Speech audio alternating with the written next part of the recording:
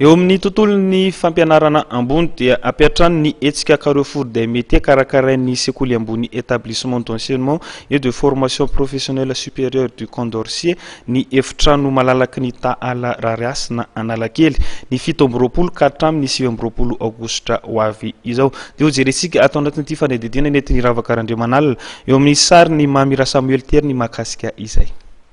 Anomboka ny alakamisy 7 ka hatramin'ny sabotsy 9 aogositra izao ny hetsika Carrefour des métiers izay karakarain'ny sekoly ambony établissement d'enseignement et de formation professionnelle supérieure du Condorcet na ny EEFPSC. Ho tanterahana eny amin'ny Taala Rariasina Analakely ny hetsika izay tafiditra ao anatin'ny fankalazana ny 15 taona ny sekoly ambony EEFPSC ary fa 20 taona ny vondrom-panabeazana Condorcet. Zavatra ho hitantsika ao dia isy ny famelabelaran-kevitra isan-karazany isy ihany koa ny torohay na ny guide izay hitarihana lalana ny tanora indrindrindrindra fa reo tanora izay afaka baccalauréat hoe aiza ny lalana tokony alehany zany ahorina ny fanadina afana ny fanadinana io ary afantarany ihany koa zany hoe inona ny mety aminy arakaraky ny tanjony izay kendreny any aoriana. Ny Condorcet dia misy sampanasa maromaro ampianarinao ary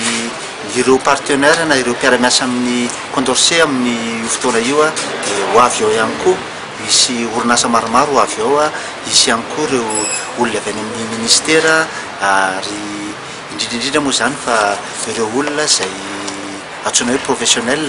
eo amin'ireo sampanasa izay ampianarin'ny Condorcet ireo. Ireo mpianatra nanana voka-pikarohana voasafidy ho mendrika indrindra no andray anjara amin'ny fampiratiana ny voka-pikarohana izay tanterahana mandritra ity hetsika ity.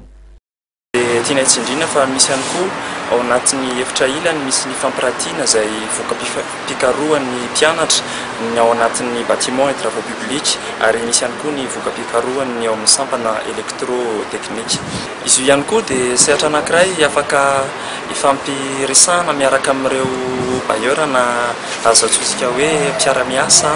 ary ny projet rehetra izay ho ampiratiana ao amin'ny fotoana io dia projet atsotsika amin'ny teny vahiny hoe fondable satria araky ny fikarohana natao na ny famolavolana ny mémoire dia efa rafitra mihitsy no hoe izay projet rehetrarehetra ho atao dia afaka tanterahana ary afaka amidy. Eo ambany fehiny minitra fampianarana ambony sy fikarohana scientifique Ramatoa Marie Monique Rasozananera sy Andriamatoa Benjamin Marcel Ramanantsoa ministre ny asa sy ny fampianarana teknika ary ny fampihofanana arak'asa ny lanona mpanokafana voatondro amin'io andro ny alakamisy io.